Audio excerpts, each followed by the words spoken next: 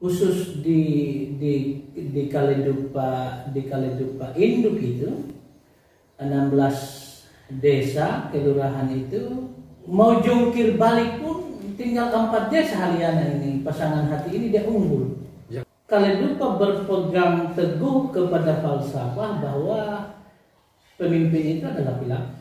Bahkan di akar rumput itu orang tidak tahu siapa itu hati, siapa itu Ilmiati. Ya orang kenal itu hanya Pak Maula Daud. Ya.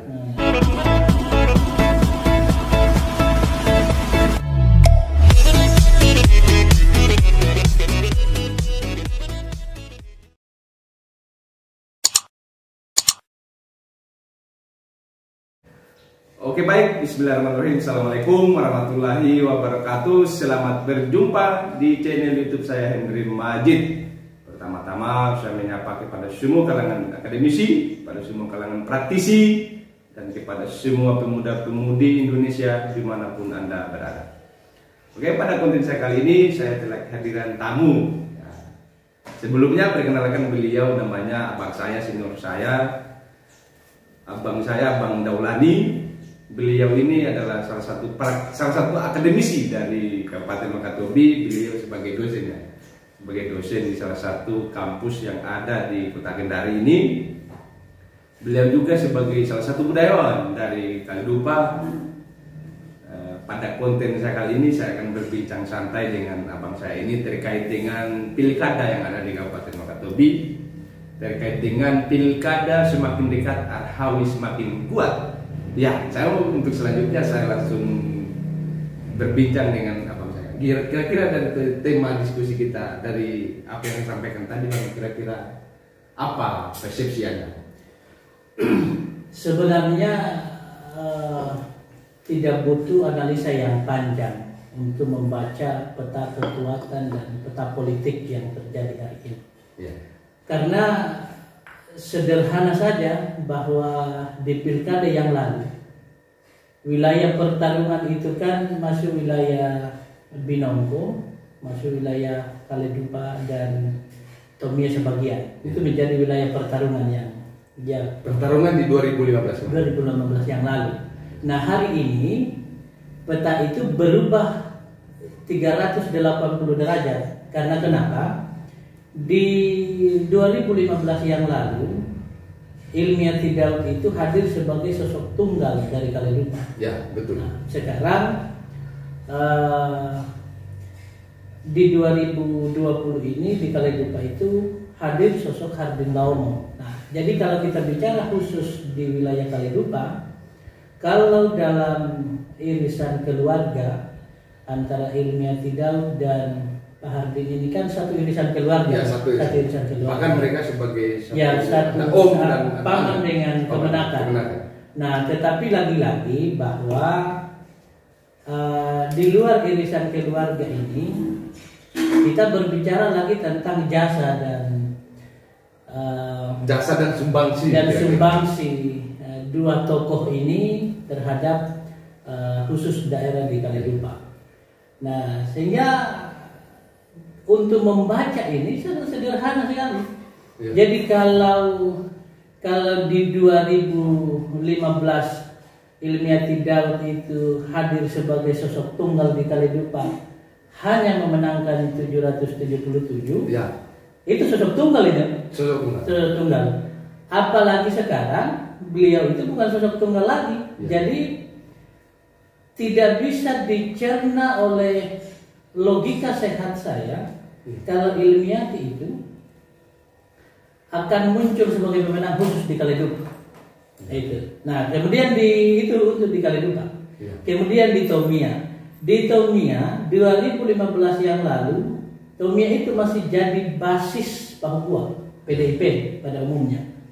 Nah, waktu itu pasangan Haliana Sawal Halal itu kan didukung penuh oleh Papua. Ya. Dan di masa-masa terakhir jabatan periode kedua Papua.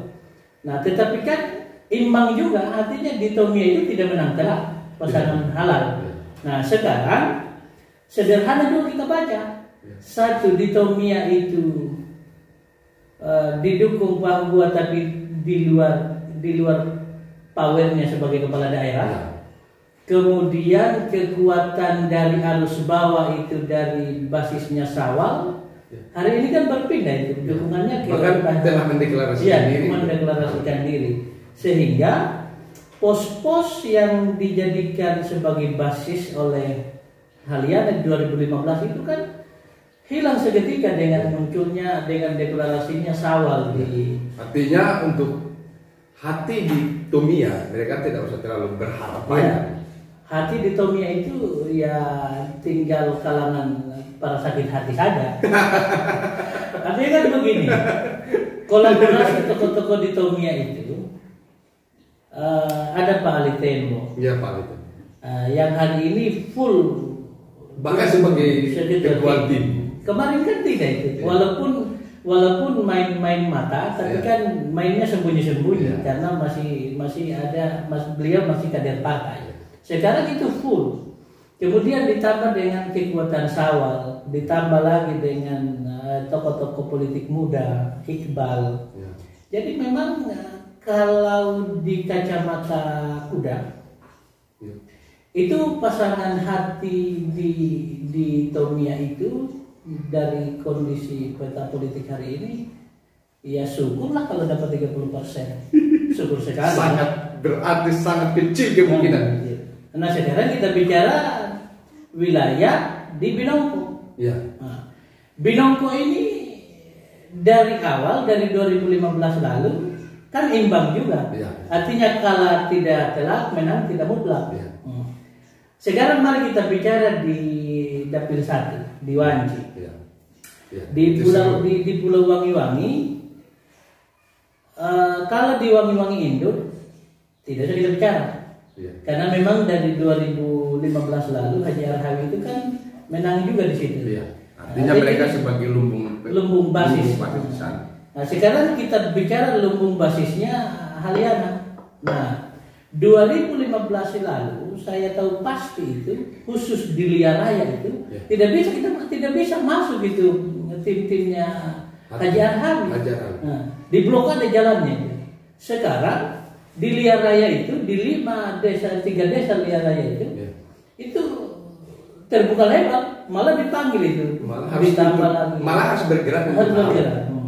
Jadi tidak menutup kemungkinan di pilkada kali ini di basisnya hati di Wangi-Wangi Selatan itu tidak akan menang telak. Tidak akan. Bahkan kalau saya punya keyakinan Pak Haliana akan kalah di Wangi-Wangi Selatan. Artinya di dalam analisa menang kalah 1000 kalah 2000, kali ini khusus di Wangi-Wangi Selatan itu buang handuk kita. Artinya dibanding kekalahan 2015 lalu yang begitu signifikan, jadi kalau di pilkada kali ini kita kalah, Haji Arhawi itu kalah 2000 suara. Itu buang handuk. Artinya kita masih menang, posisi menang walaupun selisih suara itu hati unggul 2000. Apalagi di bawah 2000. Karena kan kita berbicara bahwa Haliana itu adalah orang yang memang dari sana. Dari sana. Oke, saya mau kembali ke ini tadi ke awal bahwa ada Hardin Laumo dan juga Ibu Ilmiati Daud yang menurut kacamata abang tadi yang akan digait oleh banyak pemilih itu ya Pak Hardin Laumo. Tadi abang tadi berbicara mengenai jasa dari kedua figur Kalidupa ini, Ibu Ati, ya Ilmiati Daud dan Hardin Laumo. Kira-kira menurut pantauan abang sumbangsi terbesar mereka itu kira-kira seperti apa? Saya sering sebutnya Pak Hardin Laumo itu adalah anak kandung Kalidupa. Anak kandung Kalidupa. Di beberapa tempat selalu saya sampaikan kepada teman-teman bahwa kalau kita bicara secara subjektif, sebenarnya sosok tokoh Kalidupa yang merupakan representasi dari masyarakat Kalidupa itu hanya Hardin Laumo. Bukan Ibu Ilmiati. Bukan Ibu Ilmiati. Kenapa? Ada dua alasan kita melihatnya. Satu dari histori yang begitu panjang, Ya. bahwa di sepanjang peradabannya Kaledupa sampai hari ini itu kan sudah terjadi rotasi kepemimpinan itu 58 kali. 58 kali. 58 kali. Rotasi Selama kepemimpinan. berkabupaten Wakatobi. Selama kabupaten Sejak Wakatobi. peradaban Kaledupa, mulai dari masa-masa lampau. Ya. Di 58 pimpinan itu, Kaledupa berpegang teguh kepada falsafah bahwa pemimpin itu adalah laki-laki. Pemimpin itu adalah laki. Ya, laki-laki. Saya suka itu. Ya. Sehingga muncullah istilah di Kaledupa itu bahwa ada istilah yang menggambarkan tentang identitas Kaledupa itu sebagai langkah hidup. Langkah hidup. Nah, langkah hidup itu artinya dia menyimbolkan sosok laki-laki yang perkasa. Jadi begitu. Jadi kalau kita bicara dari histori itu, memang yang merepresentasi masyarakat Pak Hardin Laom. Nah, kemudian dari kehidupan lingkungan sekitar keluarga, Pak Hardin ini kan sejak kecil tetangga dengan kakek saya. Rumahnya bagus samping. Bagus samping. Bagus samping. Iya. Sementara Ibu Ilmiati ini Iya. memang orang Kaledupa, terah Iya. asli Kaledupa, tapi lahir besar di luar Kaledupa. Iya. Besar di Kendari, besar di Kolaka, mondar-mandir ke Sampai kemudian terakhir pas pemilihan di 2015 baru nongol saja di kabupaten. muncul tiba-tiba, bahkan di akar rumput itu orang tidak tahu siapa itu Ati, siapa itu Ilmiati. Ya orang kenal itu katanya Pak Maula Daud. Iya. Nah, karena ada farm itu sehingga kan oh ini orang Kaledupa. Iya. Tapi kalau dari gestur, dari kebiasaan sudah jauh dari meninggalkan Kaledupa. Jadi selalu saya katakan bahwa yang sebenarnya representatif dari masyarakat Kaledupa itu adalah Pak Hardin Laom. Oke Bang, sekarang saya mau berbicara pada figuritas Pak Halyana dan Arhali Ruda. Yang seperti Abang tadi sebutkan bahwa Pak Halyana itu sebenarnya tidak punya basis yang agak sedikit mencolok, hanya di media-media saja.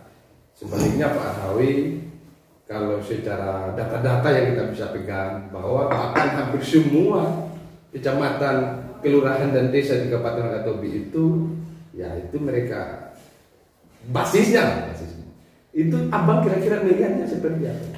Tentang pengklaiman Pak Halyana bahwa mereka punya basis yang banyak, itu petanya gimana? Ini yang saya tidak habis pikir.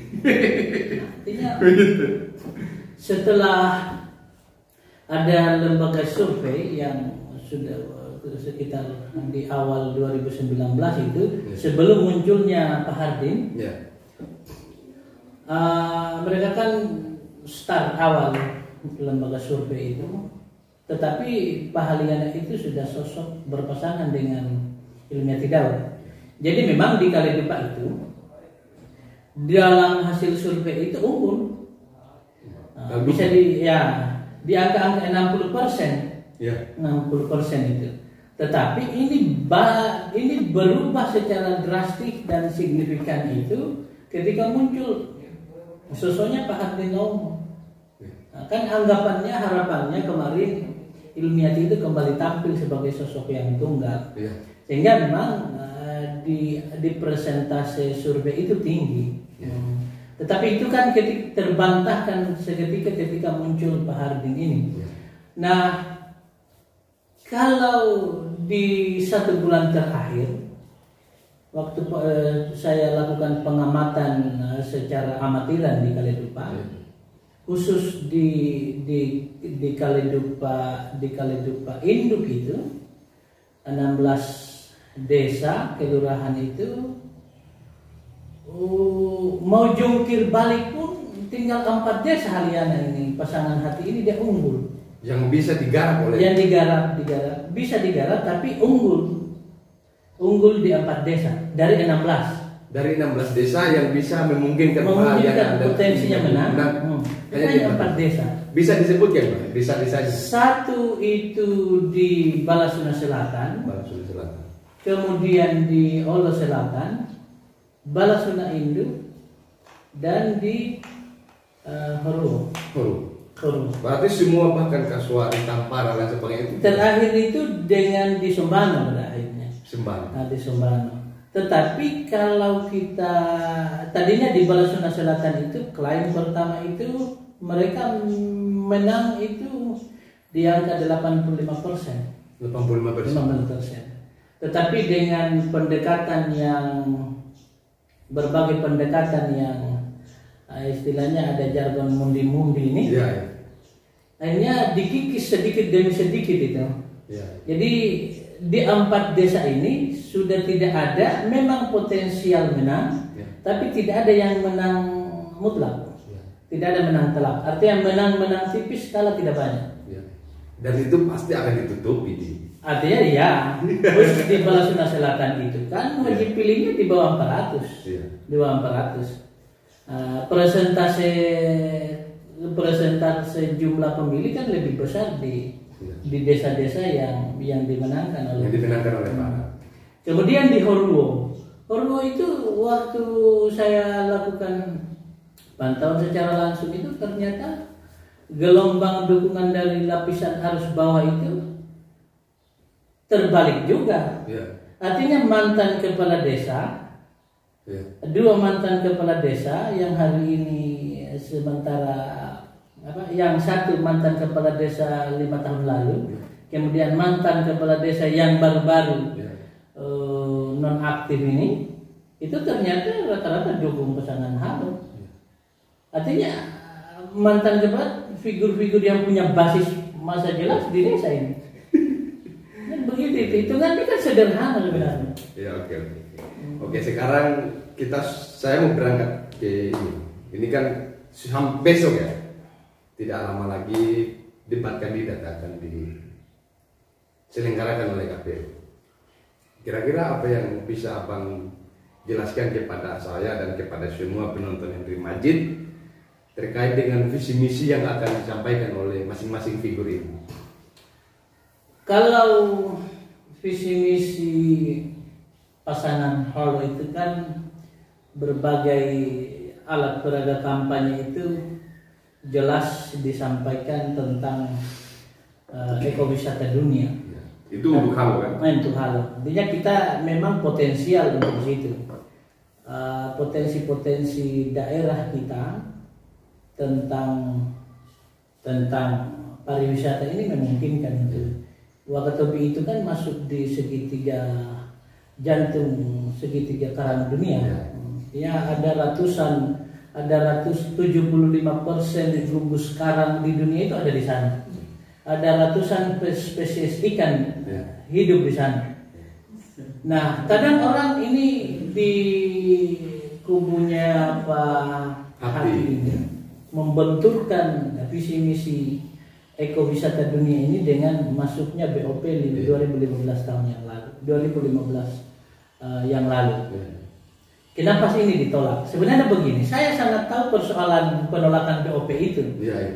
Karena kalau itu yang menjadi tanda tanya besar untuk masyarakat Wakatobi. 2015 yang lalu masih ada rekam jejak digital saya ini. Saya tulis panjang lebar tentang BOP. Pengelolaan Badan Otoritas Pariwisata itu dikelola oleh swasta.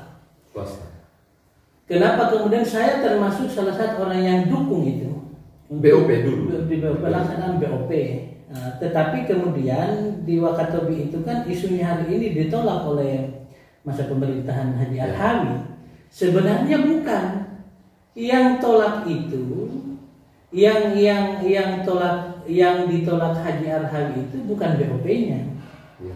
Yang ditolak Haji Arhawi itu pembahasannya. Ya, kan itu masa transisi, masuk BOP itu di hasil SK 4 kementerian itu kan di masa transisi antara Pak Hugua dengan Pak Rawi. Pak Hukwa dorong cepat ini BOP supaya disahkan di Wakatobi. Iya. Tetapi perlu kita ketahui bahwa BOP ini tidak ujuk-ujuk langsung hadir. Iya. Masyarakat harus disadarkan dulu. Masyarakat harus disosialisasikan dengan baik. Sementara kenapa ini kemudian tidak menjadi terakomodir ke pemerintahan Pak Hawi? Iya. Karena memang di tataran elit, khusus di tataran DPR saja, ini belum dibahas. Ya, belum dibahas. Tiba-tiba kita disuguhkan sesuatu program yang belum dibahas, tahu-tahu harus kita laksanakan. Ini mirip-mirip omnibus law. Ada sesuatu ini, kan begitu. Sampai mereka yang teriak lantang hari ini bahwa Haji Arhawi yang menolak BOP, di tulisan saya 2015 lalu itu jelas mereka yang menolak. Menolak ada masih jelas itu. Yang sampai di telinga masyarakat itu, BOP itu akan diambil tanahnya sebanyak 5.000 hektar di Wakatobi. Kan habis daratan Wakatobi itu kan diambil 5.000 hektar. Hampir semua. Hampir semua. Di Kaledugu saja itu kan cuma 15 kilometer bujur sangkar. Kalau diambil 5.000 habis itu kita tinggal di laut. itu yang sampai di masyarakat. Sehingga memang penolakan yang tolak keras itu masyarakat. Karena informasi yang padahal naskah itu belum dibahas di tataran elit. Nah begitu. Sampai saya sampaikan ke beberapa senior, Bang, mari deh kita sosialisasikan BOP ini dengan yang sebenarnya wajah asli BOP ini. Jangan kemudian kita takut-takuti masyarakat. Kenapa? 5.000 hektar lahan yang diklaim dikelola oleh BOP itu iya. Tetapi potensi wisata kita apa? Pariwisata Wakatobi kita potensi wisatanya wisata bahari. Jadi 5.000 hektar ini yang diambil adalah wilayah pesisir pantai sampai ke wilayah zona-zona diving. Ini yang diambil bukan daratan. Nah ini kalau ini terjadi sampai di masyarakat itu bahwa tidak lahan di BOP ini ada 5.000 hektar. Di Wakatobi itu 1 meter saja orang baku bunuh itu lah. Apalagi 5.000 hektar. Jadi tepatnya yang tolak BOP sebenarnya rakyat. Bukan Pak Arhawi seperti yang dituduhkan. Ya. Jadi memang pas momennya Pak Haji Arhawi ini dia dorong kembali nih ekowisata pariwisata dunia. Itulah visi Pak Arhawi. Kalau visi misi Pak Haliana dari beberapa kampanye dialogis yang saya tangkap, ada yang menarik. Ada visi misinya yang sangat terpatri di dalam pikiran saya. Ada 4 program. Ada 4 program. Program menarik. Yang pertama itu tentang One Island One School. Kemudian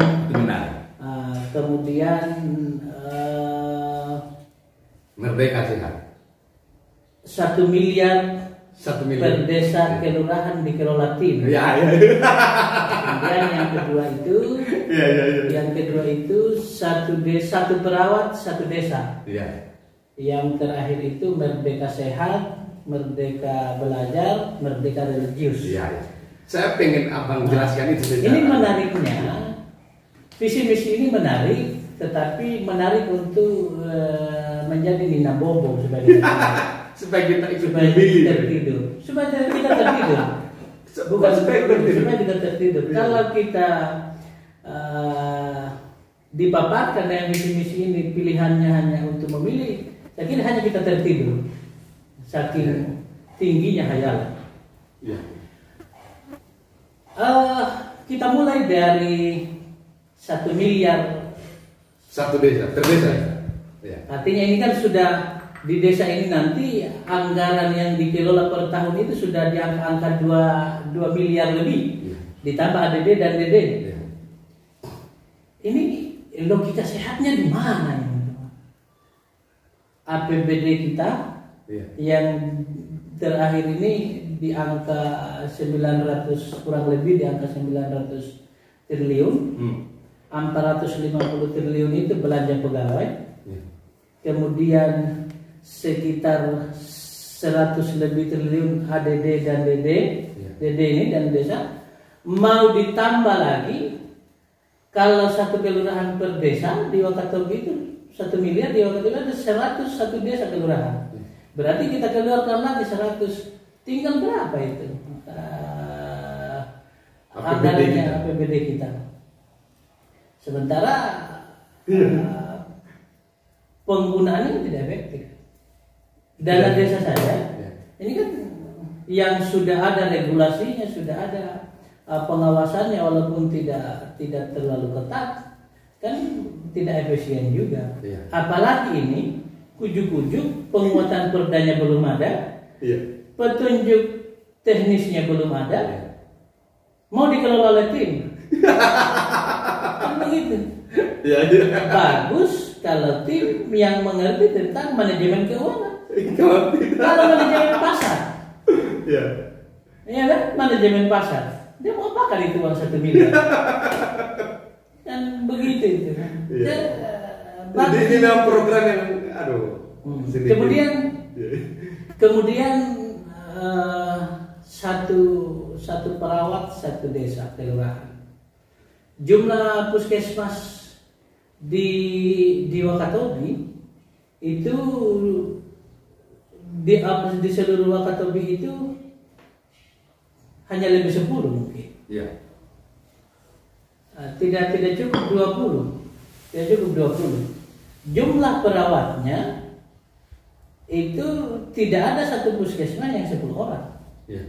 Ya kan? Artinya di bawah angka 200 jumlah perawat. Iya. Nah, Di kabupaten Wakatobi. seluruh kabupaten Wakatobi khusus di puskesmas.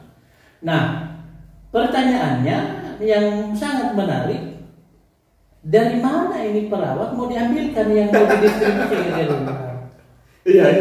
Kalau yang diambil adalah tenaga aparatur sipil negara, Iya. nah, satu mau diambilkan di mana? Sementara distribusi perawat di rumah sakit dan di puskesmas sebenarnya masih kurang. Belum lagi kita mau distribusi di 101 kelurahan desa itu. Ataukah pilihan kita, pilihan Pak Haliana di dalam benaknya Pak Haliana ini adalah tenaga honorer. Iya. Tenaga honorer mau berkantor di mana? Kantor desa. Yang begitu. Nah, katakan oke, kita kasih karena ada porsi kesehatan di dalam DD itu. Kita bikinkan fasilitas kantor di desa. Iya. Tiap masing-masing satu desa itu, di satu kantor desa itu ada juga kantor, ada ruangan khusus untuk perawat. Terus setelah berkantor apa yang mau dia lakukan? Iya. Sementara perawat ini tidak bisa mandiri melakukan tindakan. Iya. Kan begitu orang Harus ada dokter ya. harus ada perintah. Iya. Yang bisa dilakukan ya kalau misalkan kita muntaber Iya. atau sakit apa, pertolongan pertama saja bisa Pertolongan dilakukan. pertama. Setelah itu sudah tidak bisa di luar Sudah. kewenangan. Nah, itu kalau kita bicara hierarki kewenangan. Iya. Tetapi kan yang Betul. jadi pertanyaannya ini, kalau dia tenaga honorer, Iya. siapa penanggung jawabnya? Kalau dia malpraktek, bupati yang kita tuntut. Betul. Hah? Oh ini. Bagus ini program, tapi bagus saat kita baring-baring di angin sepoi-sepoi sambil kita merokok, itu langsung tidur. Iya. Kemudian kita merdeka belajar, Iya. merdeka sehat, merdeka religius. Sejak kapan ada penindasan religi di Wakatobi? Justru di masanya Haji Arhawi ini masyarakat yang religius itu kan diporsikan umroh gratis. Iya. Itu artinya kebebasan merdeka dalam kita beragama. Ini tiba-tiba muncul ini kan program palagian ini sebenarnya. Iya. Iya. Sebenarnya Arhawi sudah jauh dari 5 tahun yang lalu, dari 2015 yang lalu sudah terapkan merdeka religius. Semua perangkat-perangkat masjid Iya. yang dinilai mampu, rutin, rajin, ya kan? Itu diumrohkan dan itu tersentuh merata di seluruh Dan Wakatobi. sudah dipraktekkan. Dan sudah dipraktekkan. Itu sudah merdeka. Nah, jadi sebenarnya di program hati ini dia plagiat program hanya dia rubah sampul saja. Rubah sampul. Dari warna kuning jadi warna merah. Tapi kan isinya tetap kuning. Iya. Nah, gitu. Kemudian Merdeka Belajar. Lagi-lagi Haji Arhami sudah terapkan. Sudah. Dia dorong pendidikan 12 tahun gratis ditambah beasiswa bersinar. Itu juga sudah bentuk dari kemerdekaan kita belajar. Ini juga menarik tapi plagiat lagi memang. Hanya lagi-lagi Plagiat semua ya. plagiat semua sebenarnya. Iya. Ketika di kepala Pak Halyana baru tataran perencanaan, sekitar perencanaan, Haji Arhami itu sudah eksekusi. Merdeka Belajar oke, beasiswa sampai di perguruan tinggi, merdeka religius juga oke. Hampir semua sudah. Hampir semua merata Bang. Jadi konsep di tataran perencanaan hati, Arhami itu sudah sampai di tahap eksekusi. Iya. Sudah jalan 4 tahun kurang lebih. Mulai ini. Kayak plagiat. Apalagi ya? Jadi kalau kita lempar ke masyarakat awam tentang merdeka ini kan orang berpikir lah ini kan program harusnya di prakemerdekaan ini. Sudah 75 tahun merdeka kok ini. Kan? Semacam kita lagi dalam masa peperangan. Masa peperangan. Harusnya ini visi misinya Bung Tomo Pak ini. Iya, Atau Ki Hajar Dewantara. Iya kan? Merdeka kita belajar. Ini karena memang dulu ada penindasan. Orang dibatasi. Ini malah difasilitasi oleh daerah. Oleh daerah. Yang berprestasi ini kalian dapat hadiah beasiswa. Yang tidak sekolah, oke, ada beasiswa. Ada beasiswa. Di dalam ini yang saya tidak bayangkan konsep merdeka di dalam pemikiran Pak Halyana dan Ibu Ilmet itu seperti apa? Iya. Karena kalau di dalam konsep merdeka bahwa kita bebas, definisme bahwa kita bebas, itu kita masyarakat Wakatobi rasa betul bebas kita belajar. Semua dan diberi akses oleh daerah. Mungkin jangan-jangan One Island School ini yang ini tidak plagiat. Jadi itu juga one island one school. Iya. Artinya kalau kita pengalaman di perguruan tinggi ini bangun baru itu Pak, jauh lebih gampang kita buka jurusan baru. Nah, kan kita punya sekolah di hampir setiap daerah itu minimal ada 2 SMA. Bahkan Kaledupa dan Diwanji itu kan sudah ada SMK. Tinggal itu yang kita benahi. Bikinkan buka jurusan yang dibutuhkan. Sebenarnya kalau mau bikin lagi sekolah itu kan pengurusan lagi. Padahal tidak urgent. Tinggal kalau kita benahi di sekolah yang ada sudah negeri lagi. Statusnya negeri, tambah jurusan, datangkan SDM, sudah selesai. Langsung bisa. Tapi kalau di program itu mau bikin baru sampai akhir masa jabatan Halyana saya yakin tidak akan terrealisasi. Tidak akan terrealisasi. Ya, one island one school tidak akan terrealisasi karena proses perjalanan pembangunan pendirian sekolah itu tidak segampang segampang membaca misi-misi saja. Tidak segampang itu. Siap. Oke Bang, ini berhubung pembahasan kita sudah agak sedikit meruncing, Bang saya minta closing statement. Jadi kalau sekarang kita masuk tanggal 20 ya? 21. Hitung mundur tinggal 18 hari lagi menuju pemilihan Wakatobi. Jadi di 9 Desember itu Pilkada Wakatobi 2 pilihan kita diperhadapkan. Pilihan pertama nomor 1 itu memilih pemimpin dan melanjutkan pembangunan. Pilihan kedua, ya sekedar memilih saja. Jadi di pilkada di 9 Desember itu ada 2 pilihan. Nomor 1 memilih pemimpin dan melanjutkan pembangunan. Nomor 2 hanya sekedar memilih.